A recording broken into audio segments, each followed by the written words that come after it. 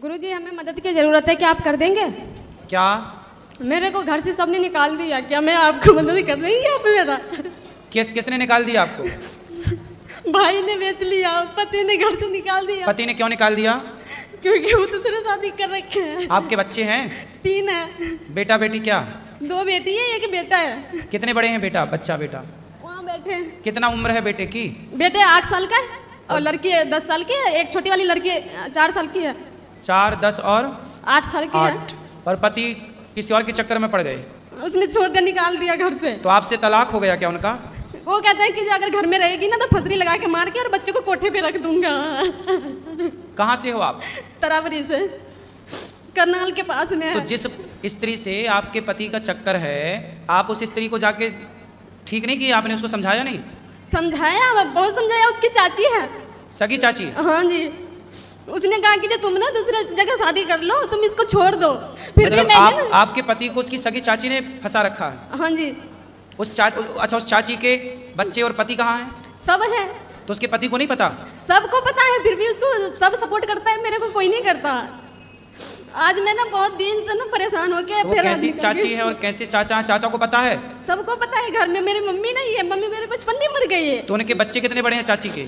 लड़की 20 साल की है। उनकी लड़की 20 साल की जी। और लड़का नहीं है? लड़का 18 साल का। तो उस लड़की को भी पता है?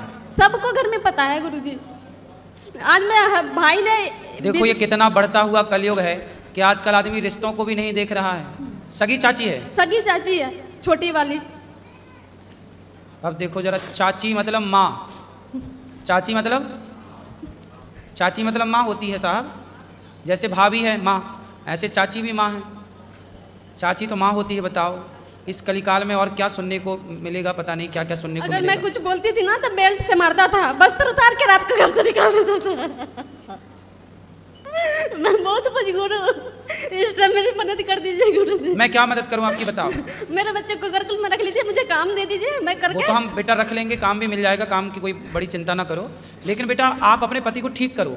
मैं बहुत कोशिश कर रही हूँ, सारे लोग ने प्रयास किया। भाई बीच में कंप्लेंट किया आपने? सब कुछ करके थक गई, फिर यहाँ में आ गई। अब मेरे से ना, मेरे अंदर शक्ति नहीं है कि मैं कुछ कर सकूं। चाची को आप ठीक कर लो, उसकी दांत तोड़ दो 3-4, छाती में चढ़ो उसकी।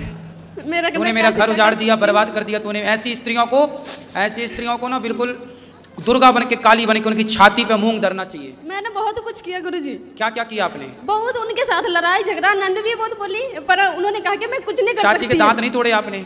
मैं वो तो उनसे बड़ी थी ना, मैं उनको कैसे मार सकती? बड़ी थी तो तुम्हारे पति को फंसा ली, बड़ी छोटी अब क्या है? वो तो भाभी, चाची मतलब माँ ही थी, लेकिन अब उसने गलत तो किया है। और गलत किया तो गलत को फिर दंड मिलना चाहिए।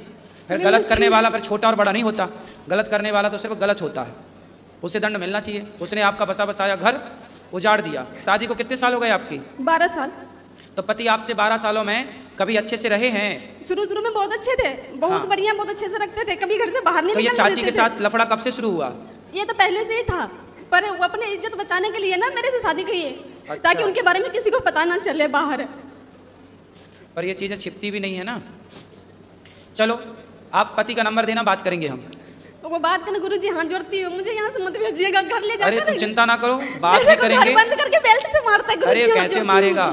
उसको उल्टा लटका के मिर्ची का धुआं देंगे तो चाची निकल जाएगी उसके भीतर से।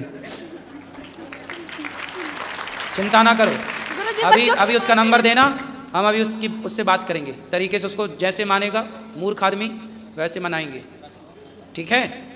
वो आएगा तुम्हें लेने के लिए, यहीं पे लेने तो आएंगे, मुझे भी पता है लेने आएंगे, पर वहाँ ले जाके ना बहुत मारते हैं। हाँ बहुत मारते हैं। बच्चों के मैं काम करती थी वहाँ पर जाके। नहीं मारेगा, वो आएगा मेरे सामने ना, मैं बात करूंगा, फिर वो मारना पीटना सब छोड़ देगा, भूल जाएगा।